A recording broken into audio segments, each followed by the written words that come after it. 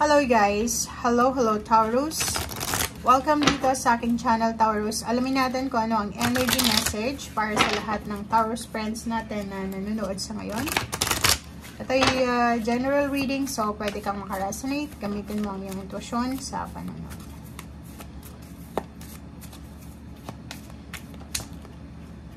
Okay, Taurus. New Moon in Leo. Shine. Shine, Jesus, shine. Okay, so makikita mo dito is parang the sun to.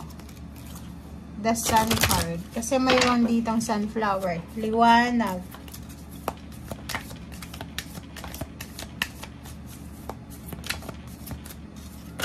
Oops, sorry. Ang dami nito guys. So, huwag natin kunin lahat.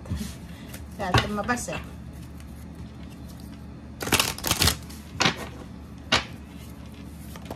Oops. Taurus. Okay, Taurus. Tingnan natin. Shine. New Moon in Leo.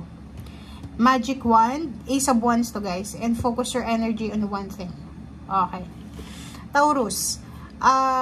Sinasabi sa'yo dito ng New Moon ngayong February 2024 na kailangan mong mag-focus lang sa isang bagay. Or kailangan mong wag sayangin ang iyong energy, oras, pera, pagmamahal, buhay sa isang tao, sa isang bagay, sa isang sitwasyon.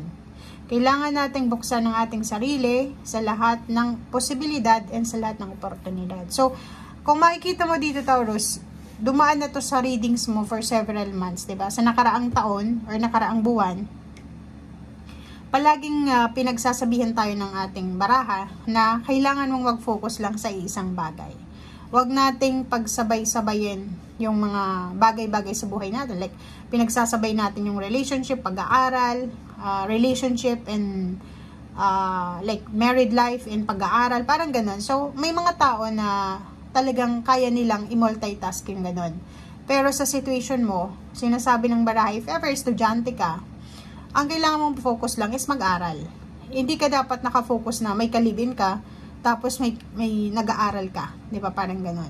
If ever nagtatrabaho ka, and kung wala kang oras para sa pagnenegosyo, hindi ka naman dapat na magnenegosyo and at the same time nagtatrabaho. Kasi parang yun yung sinasabi ng barahan, na bigyan natin ng focus ang isang bagay. Hindi mo pwedeng pagsamasamahin, halu-haluin, parang ganun. So, pwede kang mag-shine sa iisa lang. Sa ngayon mismo, pwede kang mag-shine, be positive, be courageous. Yun yung sinasabi ng baraha. But make sure na focus lang tayo sa ginagawa natin. Etong New Moon in Leo shine, tapos Wands. Ano din to fire sign energy na sinasabi sa inyo na kailangan yung bigyan ng focus, straightforward na approach, be excited, be courageous, be passionate sa kung ano yung ginagawa natin. Kasi pag alam mo yung yung mga taong maraming ginagawa, like wala silang naibibigay na focus sa isang bagay, yung multitasking, 'di ba? May part-time, may full-time. Yung nagsasacrifice niyan is yung katawan, yung body, yung mental health, physical health, and spiritual health. May pera ka nga, pero balisa naman yung buhay mo. 'Di ba? Babad ka naman sa trabaho, babad ka naman sa problema. So hindi mo may enjoy yung buhay mo. Parang gano'n. So shine. Doon tayo sa positive, doon tayo sa liwanag, doon tayo sa mas magaan, doon tayo sa mas komportable, okay? Wag mong masyadong i-torture yung sarili mo na kailangan nandito na ako sa level na ito. Nakikita ko yung mga kapitbahay ko, yung mga kamag-anak ko, yung kabatch ko. Nandun na sila sa level na mataas, pero ako nandito sa baba. Walang ganong kompetisyon. Kailangan mo lang na ibigay yung focus mo sa kung ano yung gusto mo. Kasi may kanya-kanya kayong timeline. Siguro nauna silang umasenso sa'yo, pero hindi din magtatagal asenso pa rin. Parang ganun Taurus yung sinasabi ng baraha.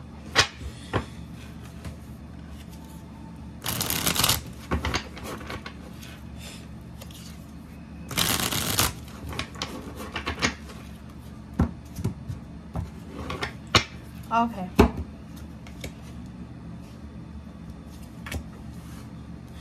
Okay, so ang nakikita ko sa'yo dito, may mga choices ang Taurus. May choices kayo, may kailangan kayong pagbigyan ng decision making na kailangan yung maging courageous. Like this card, Leo din siya, Leo din to. Fire sign, sinasabi ng baraha sa inyo dito na kailangan mong lakasan ng loob mo. Kailangan mong lakasan ng loob mo kung gusto mo ng pagbabago sa buhay mo. Kasi itong 8 of Cups na to, may mga relationship, may mga issues, events sa buhay mo na kailangan mo nang i-let go. 'Di ba? Mapa-relationship man siya, like sa relationship hindi ka na masaya, 'di ba? Move on. Let go. Huwag mong puwersahin, huwag mong pilitin yung sarili mo na makisama sa isang tao, sa isang bagay na ayaw mo naman, or alam mo yun na toxic na. Kasi may mga tao na ganun, may mga taong sasabihin, kailangan kong makisama kasi mahal ko siya, mahal niya ako, or hindi ko na siya mahal pero mahal niya ako. So, parang nagigilty ako. Okay, nagigilty ka. Ang ibig sabihin noon, hindi mo masyadong binibigyan ng focus ang sarili mo. Kasi binibigyan mo ng focus yung nararamdaman ng taong ito na nagiging poison na yun sa pagkatao mo, 'di ba? Maikli lang yung buhay sa mundo, maikli lang. So hindi mo dapat binibigay lahat ng energy mo diyan. Yun yung sinasabi dito. Mag-focus ka lang sa energy, yung energy mo sa isang bagay. Be courageous. If may pagkakataon ng relocation, travel, movement, or pagbabago sa buhay mo, pag-ibig, emosyonal, financial, spiritual, or kano man tong pagbabago na sinasabi ng baraha, tanggapin natin ito. And lakas loob nating harapin kung ano tong pagbabagong ito. Sa simula, mahirap, pero at the end of the day, makakaya mo rin yan. Okay? Tapos. Diba? Queen of Swords, focus ang kailangan mo eh. Diba? Sabi ko sa'yo eh. Ulitin natin na. Nagigilty ka, may feeling of guilt ka na kahit na gusto mo nang umalis, gusto mo nang baguhin yung sitwasyon, hindi mo nagagawa kasi natatakot ka sa mararamdaman ng taong ito or sa result or outcome. Pero kung makikita mo dito, sinasabi ng baraha, paano naman yung nararamdaman mo? Paano naman yung peace of mind mo? So sinasabi na mag-focus ka dito sa mental health mo, sa physical health, mental health, emotional health, and kung may involved na financial. Kasi, mas dapat unahin mo daw yung sarili mong kapakanan. Mas unahin mo daw ngayon yung sarili mong peace of mind. Kasi kung yung peace of mind ng ibang tao yung iniisip mo, palagi kang nagpi-please ng mga tao sa paligid mo, wala kang freedom. Habang buhay kang maging alipin nila, habang buhay kang maging alipin ng guilt mo, habang buhay kang maging alipin ng mga manipulative na tactics nila. 'Di ba? So, maging matalino ka sa tingnan mo, 'di ba? Kung nandito ka sa sitwasyon na to, nahirap kang magdesisyon. Nahihirapan ka, sleepless nights, may anxiety, may depression kasi hindi mo alam kung ano yung sagot, kung ano yung magagawa mo. Sinasabi ng baraha na unahin mo yung kaligayahan mo. Unahin mo kung ano yung magbibigay sa'yo ng saya, ng excitement, ng passion, yung makakatulog ka ng mahimbing na wala kang miniisip na anuman. Okay? Thank you guys. Bye!